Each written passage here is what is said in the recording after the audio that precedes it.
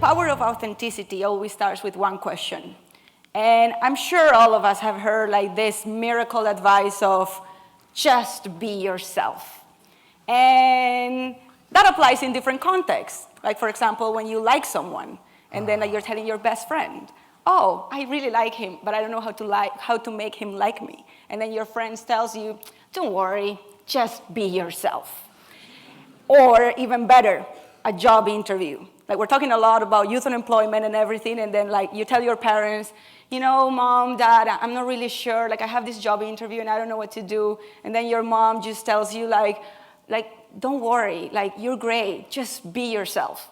And then like, yeah, it starts getting like a little bit annoying because at the end of the day, who am I? I mean, out of the many layers that I can have, like, are you asking me to be myself as the engineer?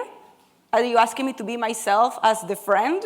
Are you asking me to be myself as the girlfriend or the president of AIESEC? I mean, there's a lot of layers of what yourself can mean. And then the question that we've been trying to solve a lot is, what exactly are the benefits of being yourself could be? But in order for you to solve that question, it's something that for me has been going on in my mind for quite a while. And how can you unlock the code of being authentic?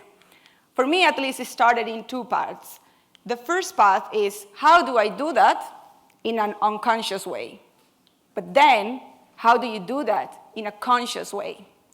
Unconsciously, the journey started when I was 8 years old, and my mom decided to change my school. I was born in Medellin, in Colombia, and in that moment when I was born, it was the most violent city in the world. The drug problems that we had in the country were tremendous, and there was, of course, not a good vibe in the city. So education became very important if we wanted to see in the future a better city. So my mom was desperate to get me out of the school that I was and be able to study in the best school that I possibly could. The tricky part on this is that the school was very conservative, very Catholic. And they had a requirement that every kid that studied there needed to be born in a marriage. Like, in order for you to be a good kid, you needed to fulfill certain criteria. But it turns out that myself, due to the environment in which I was born, was not fulfilling those criteria.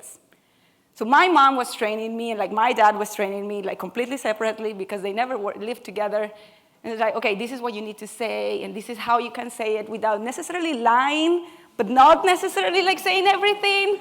And it's like, okay, and then that was a lot of pressure for an 8-year-old girl that is like, your entire future depends on you. Oh my God.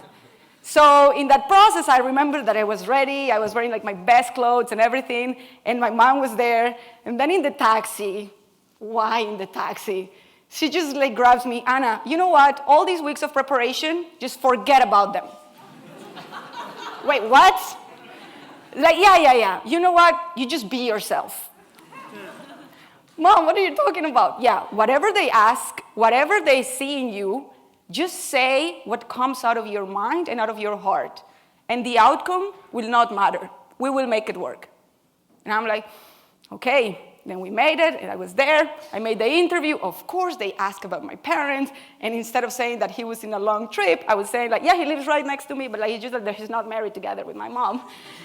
And I really don't know what the back office of my mom and the school were, but I got into school being myself. But that was very unconscious. And when I look backwards, I cannot imagine an experience that has shaped me the most as that one did. But then, consciously, the journey began actually quite recently. And by recently, I mean 7 years ago.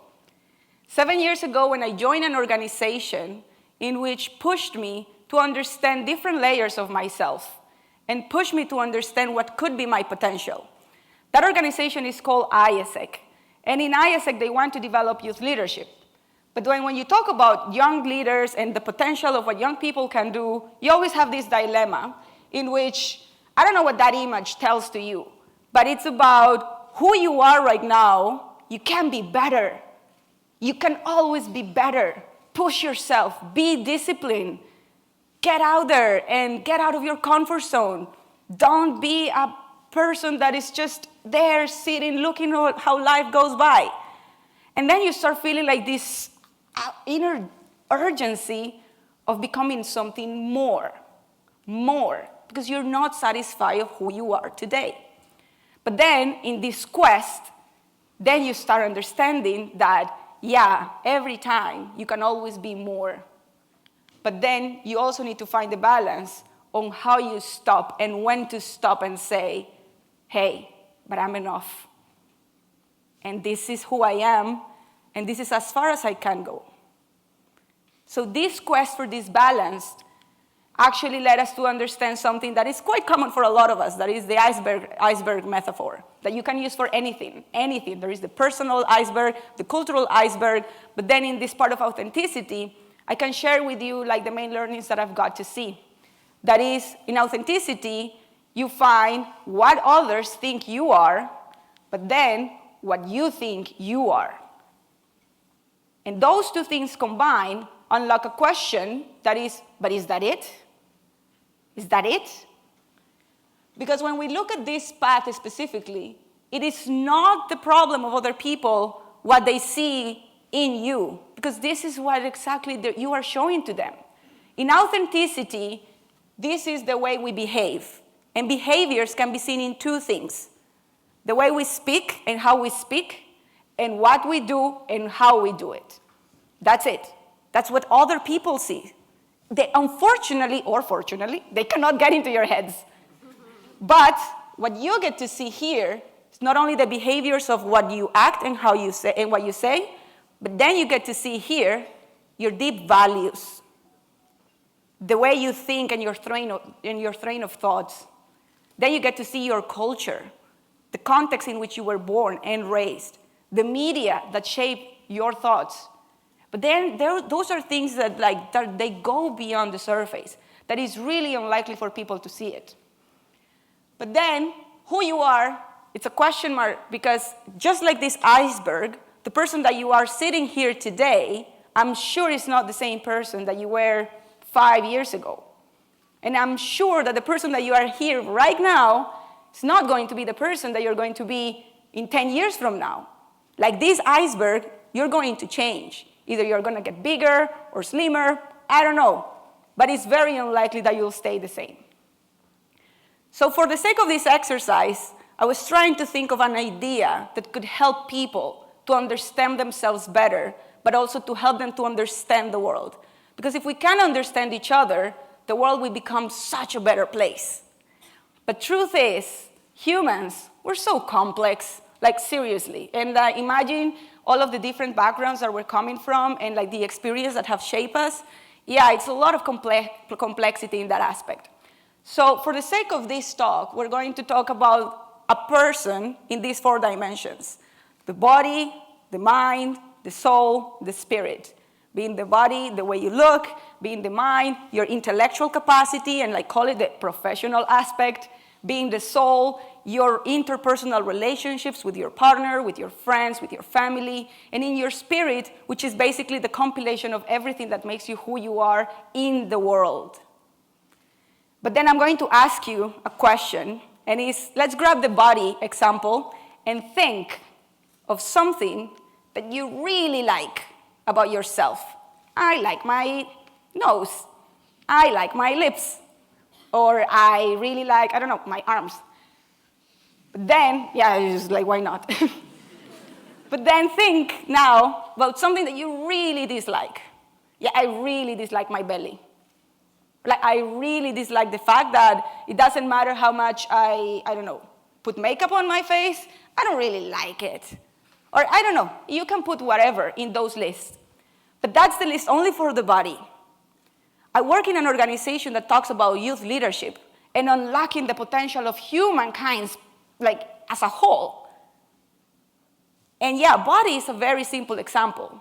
Put that the mind and put then the soul. So I'm going to put an exercise of you to go deeper into that question, and is think of your biggest strengths and then think of your biggest weaknesses. I don't know, if you were in an interview, what would you tell to that person that is interviewing? Yeah, that's my strength, this is what I got to offer. And I'm sorry, this is really, really a big weakness of myself, and I'm not sure if I will be able to overcome it.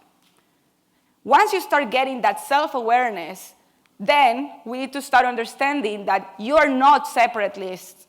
You are, as a whole, one single universe, that in that singularity, you become a more authentic person because you embrace both. You cannot be authentic only with the things that you like. You need to be in peace in order to be authentic also with the things that you don't like about yourself, and merge them. But then, in that middle, you need to understand that there's some strengths and weaknesses that will become your core as a person. That it doesn't matter the context, it doesn't matter if it's work, family, friends, anything, you will have those things. But there are some others that, depending on the context, the time, your age, if you're with friends, at work, it will depend on the circumstances. And yes, you are those things, but it doesn't necessarily define you. This thing here defines you as a person. This here, it is true, it is what you are, but it is what you are today. And at any given point, you can't decide to change. So finding this model in your personality is quite an interesting journey. And believe me, it's not an easy one. But then, an example of this can be also given through perception. When I talk about my core as a person, I can tell you an example of my core, it's passion. Since I have memory, people have told me, Anna, you're so passionate. Like you just transmit this passion and energy that is contagious.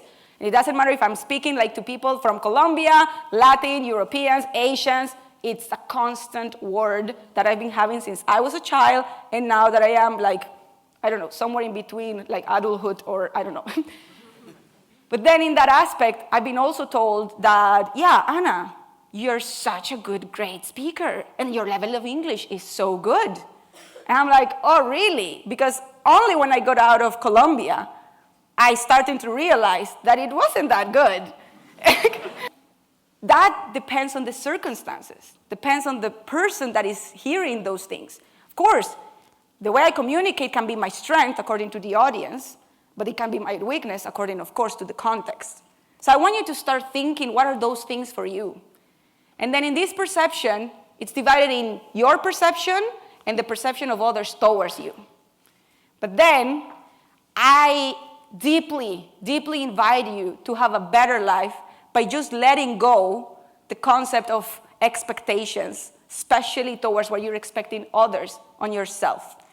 And my invitation for you is actually to do something that you can control. That is introspection and outrospection. Introspection is actually doing the analysis of that model that you see in the back every month or every I don't know, you put the time frame. And then start understanding yourself a bit better. How do you react under certain circumstances? And make a conscious choice of the person that you want to be. And outrospection is just simply the ability to put yourself in someone else's shoes. And then you can divide it into outrospection. If I am being authentic, how my authenticity affects the person in front of me. And then how, if another person is being authentic, affects me. And once you have clarity on these two concepts, then you will be able to live a much more happy life. But it's not easy. So my last gift for you, out of the many, many thoughts and conversations and books that I've read, and especially after the experience of working with so many different cultures in an office where at least 14 nationalities are all the time together, is something that I call the heartbeat model of authenticity. And this is a model in which you know that you're alive if these things are moving, and you know you're dead if this goes straight. The same happens with stagnation. This is what we call our comfort zone. So imagine if you do those circle exercises, and then you say, yeah, that's it. This is who I am, and I need to embrace my authenticity, period. You become very, very static. And that's called comfort zone, my friends, and that's an excuse not to achieve your potential. But then there are other layers. This is the healthy layer that we call personal growth. And then for personal growth, you need to have 2 dimensions, and you need to love them both, although we like more one than the other one. The one that is strong growth is like when people tell you, oh my God, you're so good at this. Oh my God, thank you so much, you made me feel so good. Or anything that makes you feel that you're good at something, that's when you need to take notes and develop it as your main strength. Those things are the reasons why you were born in this planet to do. Even if it's like make a person feel better with a conversation or a coffee, or bringing structure in an unstructured meeting, or I don't know, take notes, because those things are out there. But don't forget, there's also the vulnerable growth. And that's the one that we don't enjoy that much. That's when we get a harsh feedback. And then it doesn't matter how many good things we are, yeah, there's this one thing that just puts us down. But we need to embrace that. Like there's no growth if everything comes from strengths. You need to be vulnerable, and you need to let your vulnerability be shown to the people around you. Because the more vulnerable you are, the most vulnerable you will allow the people around you to be. And all of this with a very, very careful detail that it's called not getting into the superiority feeling or inferiority feeling. Because here, you will be feeding your ego, and you will become extremely arrogant. And this is who I am, and this is my way, and if you don't like it, get away. Yeah, it's time for us to just like step back and then see authenticity is one thing, but what is my personal space for growth? But then if you go to the other extreme, yeah, you're right. Like, I'm so bad at this. Like, I'm sorry. I shouldn't even be doing this job. Yeah, that's not going to help you either. So find that balance, although there is no perfect model for us to find those lines. Where are you going in those lines? At least this framework will help you keep yourself grounded. And once we're grounded as humanity, I would be happy to say that if you embrace your authenticity, you're giving me the space to embrace mine. If I allow you to be yourself, you're allowing me to be myself around you. And that only comes when I don't feel judged by showing you my authenticity. So my invitation and my deep belief comes from the fact that if we all embrace authenticity or uniqueness and understand what is that one thing that makes us special in this world, we all will be able to see what is the part of the puzzle that we're playing, and all of us together as humankind achieve our potential. Thank you very much.